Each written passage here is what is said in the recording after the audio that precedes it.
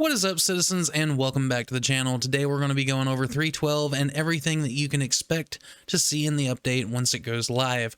My name is Eternal Pain, and if you like keeping up to date with Star Citizen's development, ship reviews, and just tips and tricks on how to survive in the verse, you've come to the right place. So consider subscribing so you don't miss any of my videos. With all that being said, let's get into it.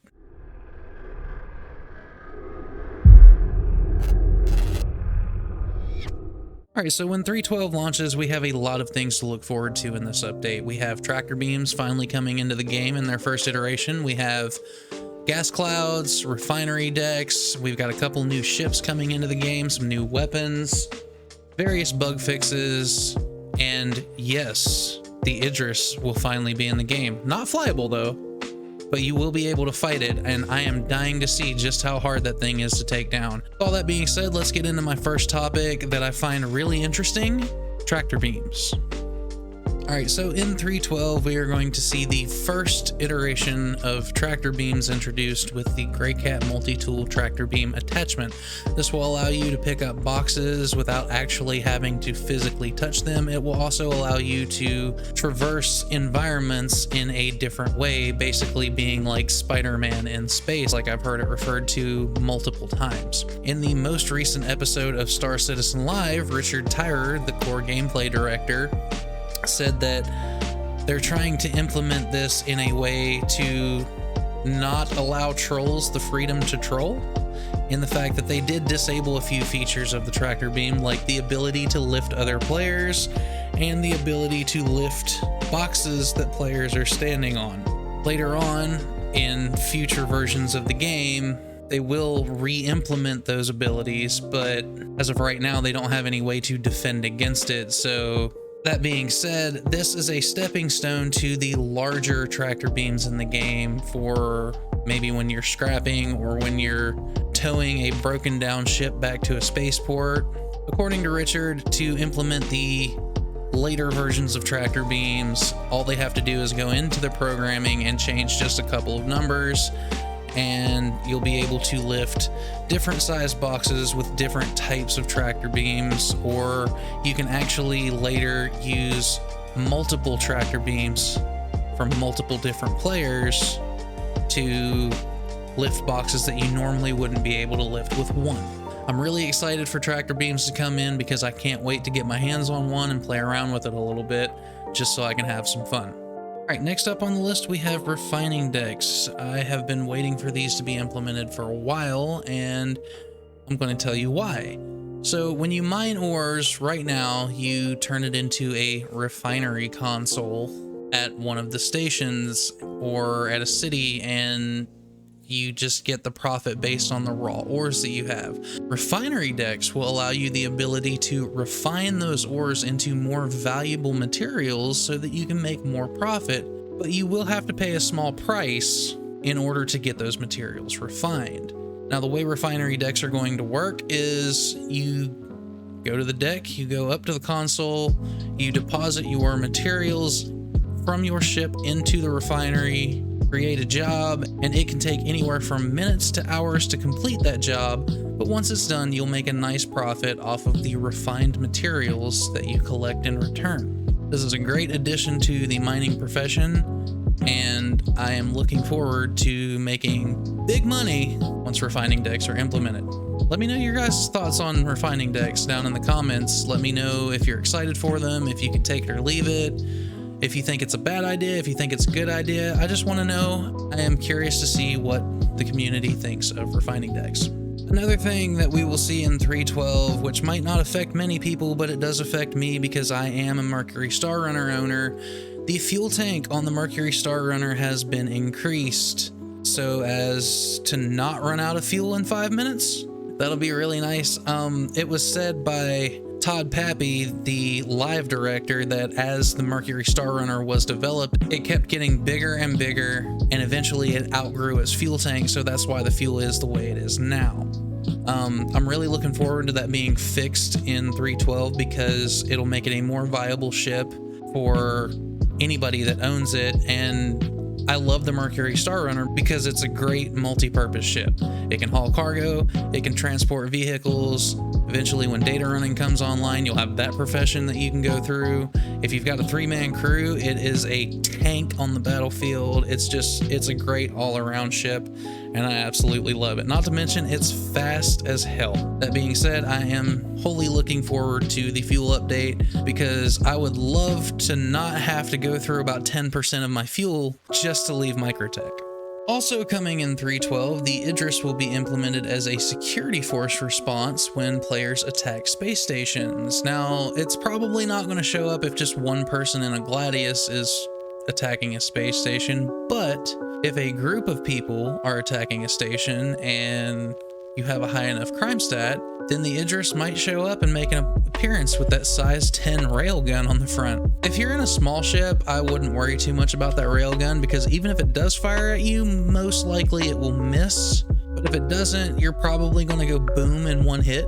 There's another way you can fight the Idris without being a criminal. There is an Arlington quest that you can fight pirates that have their own Idris, and it will be hostile, so you won't get a crime stat for killing it. I would highly advise, if you do plan on fighting the Idris, you have quite a few people, because it is a very tough ship, has a lot of HP, and they have done AI improvements so that if you fire a torpedo at it, the turrets on the Idris will prioritize targets so that it can defend itself a lot better. It's going to be, from what I understand, a very smart ship that is completely under AI control. Now, if you were hoping to board an Idris and steal it for yourself, that's not going to happen because Todd Pappy, the live director of Star Citizen, made it very clear that it doesn't have an interior yet, so I wouldn't get your hopes up as to commandeering one for yourself. We have a couple of new ships coming in 3.12. That's the Talon and the Shrike, the latest offerings from Espera. I really hope I said that right because I'm not looking at a paper right now. But yeah, they're the latest offerings from Espera, and the Talon is going to be more so a light fighter, and the Shrike is going to be basically a light missile boat. So both of these ships are absolutely beautiful. They look like a bird just soaring through the sky. The way that they are designed is just very appealing to a lot of people, and I will eventually own one of my very own, just if for nothing else, because of the way it looks. I think it has beautiful animations when you actually get into the cockpit, the way the wings fold out, and then as you put the landing gear up, the little feather pieces come out under the bottom. It's an absolutely beautiful ship, and I cannot wait to put one in my fleet. If for nothing else, just something to show off to people that don't have them. Let me know down in the comments below what you think about these two ships, and if you're gonna have one of your own. If you are, tell me why you want one. If you're not, tell me why you don't want one. All right, next up on the list is the implementation of gas clouds around certain points through the verse, like rest and relax stations and gravity wells and things like that. In the first iteration of these gas clouds, all we're going to see is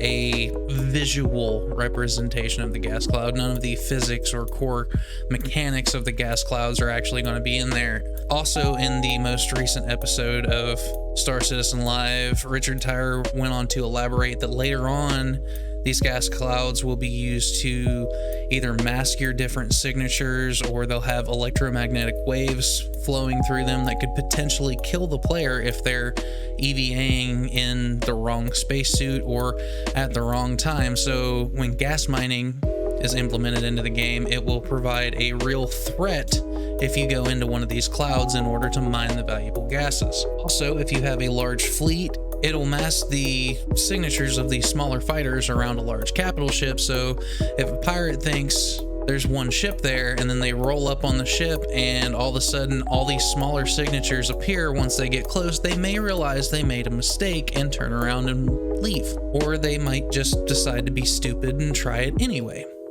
Who knows? It's Star Citizen after all. People are dumb sometimes.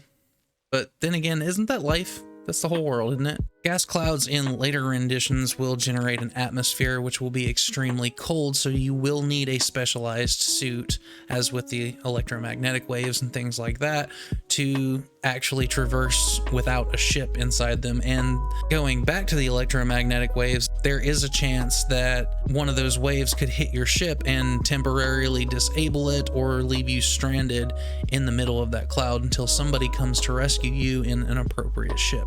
All in all, I'm really excited just for the visual aspect right now of the gas clouds to be implemented into the game, because it will add a little more beauty to an already beautiful game. There will be some changes to landing services, meaning when you refill your missiles, chaff, flares, things like that, you're going to be charged an appropriate price for it now that it has been rebalanced in 3.12. Also, if I'm not mistaken, they're going to implement a different fuel system so that you actually end up paying more for that too. So it makes your utilization of your ships a little more meaningful and strategic for more immersive gameplay.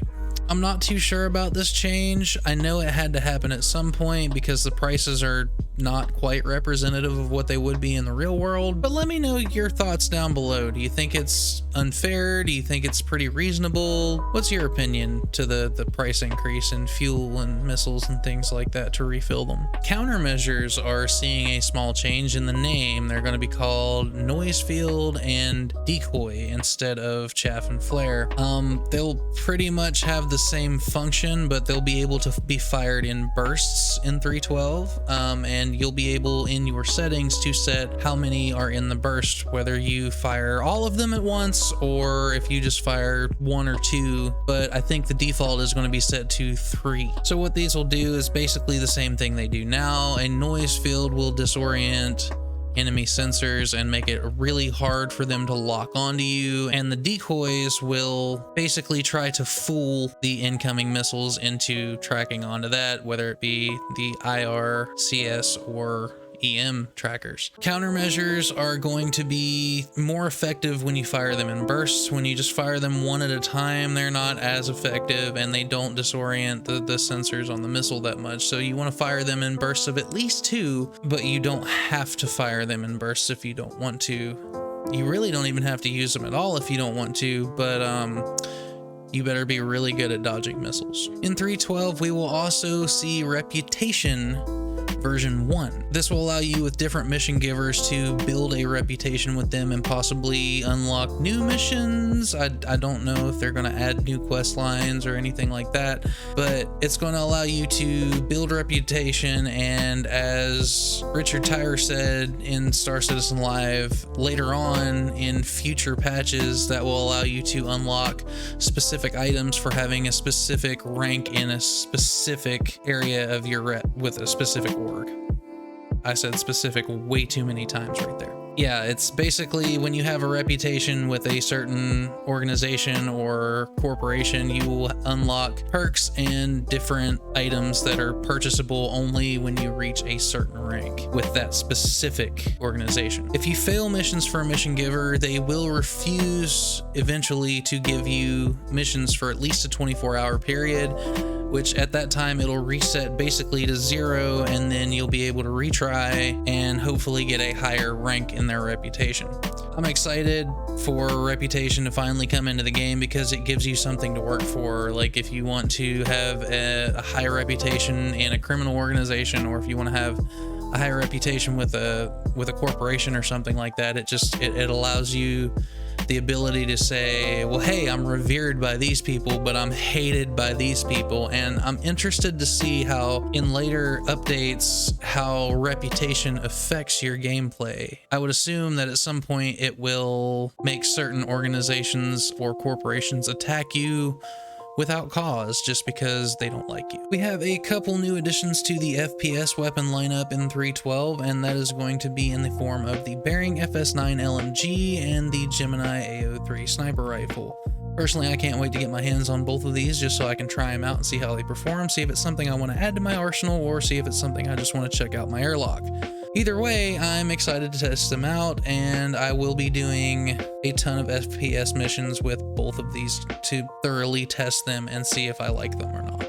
Let me know your opinions on these. Do you think they're going to be worth buying? Do you think they're just going to be trash? Put it in the comments below and let me know. Speaking of FPS weapons, for you snipers out there, they will finally be introducing weapon zeroing onto sniper scopes, so you can finally land those precise long-range shots up to about 2 kilometers. According to Richard Tyrer, that is the max on the weapon zeroing scope. Anything after that you'll have to judge on your own, but he said he has seen some amazing shots in the 1.5 kilometer range, and honestly I think weapon zeroing is going to be a great addition for snipers, because those people who like to sit outside outposts can just sit somewhere up on a rock a safe distance away and get a headshot on somebody. You can either manually zero your weapon in on a specific spot, or you can turn on the auto zeroing feature and it will automatically calibrate your scope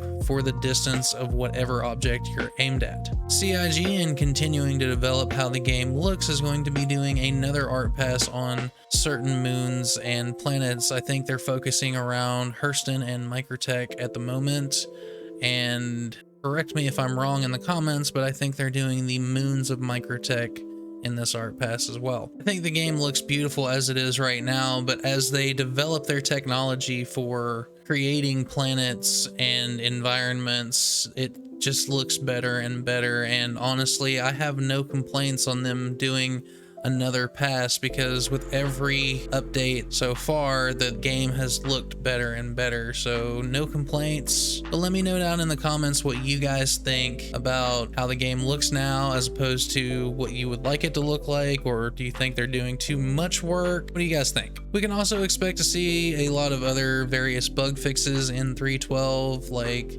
the landing services finally maybe being fixed. I know it's kind of a pain in the ass when you touch down on a landing pad and then you can't refuel your ship because it tells you the service is unavailable. From what Todd Pappy, the live director, said on Star Citizen Live, they've got somebody working on that, but it is a very specialized project, so it might or might not be in 3.12, but they're hoping that that fix is in 3.12, or at least end shortly after 3.12's release. All right, I hope you guys have found this video informative, and if you've enjoyed the content that I've presented you with today, don't forget to hit that subscribe button down below, give me a thumbs up, and tick that notification bell so you don't miss future videos. My name has been Eternal Pain, and above all else, citizens, remember to have a wonderful day. I will see you next time in the verse.